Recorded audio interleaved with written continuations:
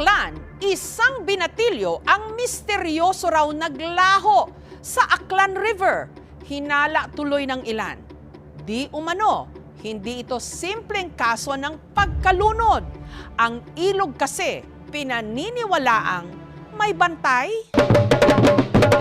Nitong nakaraang buwan pa ang fiesta sa Aklan. Ngunit meron pa rin silang pabanda sa tabing ilog. Pero hindi raw sila tumutugtog para magsaya. Panawagan kasi nila ito sa kanilang kabanda na ilang araw nang nawawala matapos daw malunod sa ilog. Maria Sang Diyos, ikampo mo kami ng makasala. Ngunit may ilang naniniwala na ang binata hindi lang basta nalunod. Di umano may kumuha sa kanya. May kaharian sila dyan sa loob. Naniningil sila pag may nag-iingay at saka hindi kilala kasi yung bata, hindi taga rito. At ang nangunguha raw sa ilog na videohan pa? Meron ba kayong nakikita? Ito ang ilang linggo ng laman ng balita sa isla ng Panay. Proceed mo dito, search mo itong area na to. Tungkol sa maaksyon. Okay, 50 bars, guys. At dibdibang paghahanap sa nawawalang binata sa probinsya ng Aklan.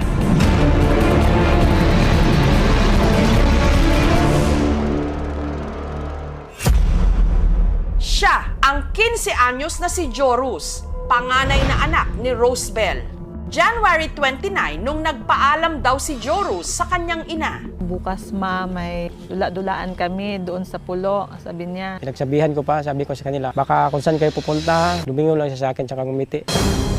Pagpatak ng alas 2 ng hapon, May na-receive na lang na text na may nalunod nga mula doon sa area ng pulo.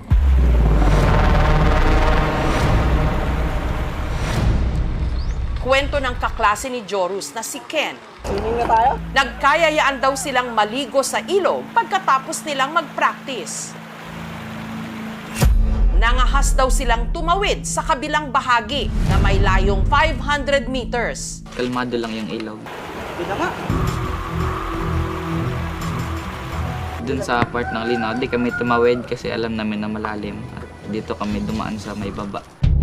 Pero bumuhos ang ulan, kaya nagdesisyon silang bumalik. Yung pagtawid namin by 2, si Joros nakasakay na sa likod ni Ains. Napulikat si Ains. Tinulak ni Joros si Ains sa ilalim ng tubig para si Joros yung nasa itaas.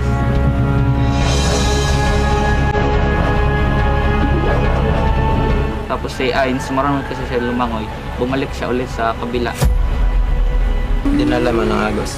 Napunta siya sa may linaw. Linangoy ulit ni Drian kung siya sa mismo nawala. Hindi na nakita. Yung team po natin immediately conduct search and rescue operation. Naging challenge lang talaga is yung deep water level doon sa site na sa around 15 to 19 feet.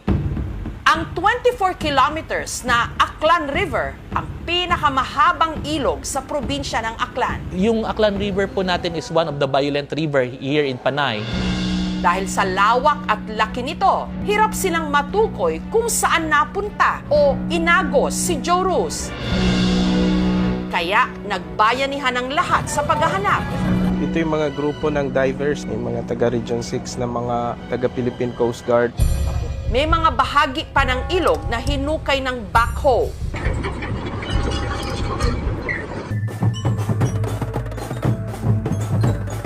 Ikalawang araw ng search and rescue operation, kaarawan pa man din ng tatay ni Jorus.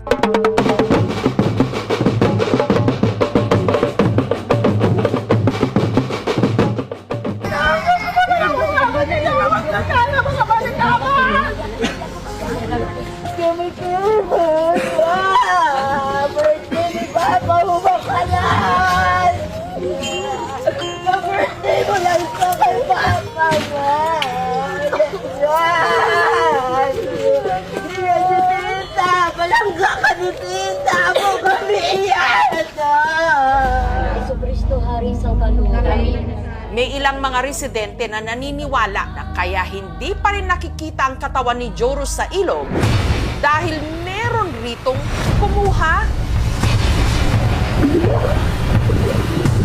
Sa bahagi kasi ng ilog kung saan nawala raw si Joros, di umano may nakatirang kakatwang nilalang. May nakatira dyan na sirena. Sa loob niyan, parang may kaharian. Katunayan, hindi raw si Joros ang una nitong biktima. Dekada 70 pa raw, nung ang nooy 14 anyos na anak ng mag-asawang Luz at Jose, misteryoso rin daw na nawala sa ilog. Punong-puno na yung bangka. Pero nagpumilit siya na sumakay ng bangka. Medyo pumailalim doon sa may sinasabing may bato dyan na kung saan ang tubig ay umiikot dyan, ay nahulog na siya. Siya lang mag-isa ang namatay doon. Ang makapagpapatunay raw na hindi kwentong bayan ang pinaniniwalaan nilang bantay ng ilog, ang lolo ni Ivan na di umano personal pang nakainkwentro ang nilalang. Nakita niya yung sirena umuupo sa bato. Nakipagkaibigan siya sa sirena na yon. Di umano, dinala pangaraw nito ang kanyang lolo sa kaharian nila sa ilalim ng ilog. Pag sumisid sa ilalim, binubuksan siya doon, tapos naghingi siya ng isda doon. Mabait naman daw. Dahil sa mga kwento-kwentong ito, marami na raw albularyo ang dumayo sa ilog para tumulong sa paghahanap. At si Joros na doon sa baba. Parang ayaw siya doon palabasin. Pag lumabas ang Ace of Flower, nasa malayo na yung katawan niya. Pati ang psychic na si Jay Costura nagtungo ng Aklan. Posibleng doon daw makita yung katawan. Yung search din namin, wala kami nakita eh. Nitong Biyernes, sa muli nilang pagtangkang masisid ang pusod ng ilog, mahanap na kaya nila ang nawawalang si Joros. May napansin po kami na curve doon sa ilalim ng tubig. Malakas po yung current. May butas po siya. At may lumutang ding video na nakuhanan daw ang sinasabing kakatwang nilalang. Titigang mabuti. Ano ito? Parang babae na mahaba ang buhok. Parang bantay sila sa tubig. Samantala, may isa pang anggulong tinitignan ang taong bayan. Baka pinatay yan, tapos nilibing nila.